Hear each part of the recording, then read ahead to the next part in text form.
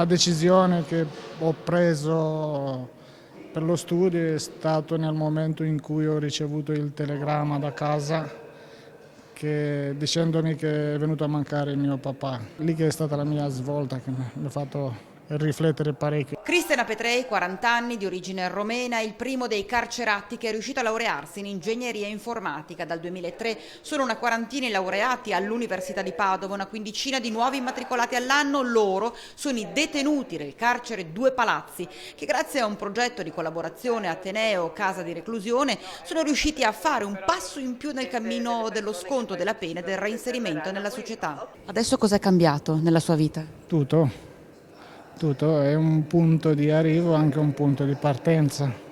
A Federico Torchia invece manca un solo esame per laurearsi in progettazione e gestione del turismo culturale, come ci racconta a margine del convegno che si è svolto al Bo. Finisco gli esami così poi c'è un'opportunità più grande di trovare lavoro, un lavoro migliore. Non ci avrei mai creduto.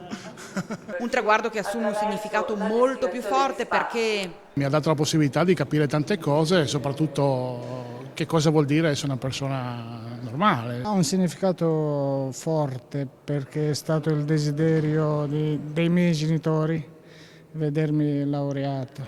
l'Università di Padova partecipa al progetto sostenendo direttamente tutte le tasse per il percorso di studi all'interno del carcere, percorso che per Christian non si ferma qui. Vado per la magistrale e poi spero che la società mi accetti.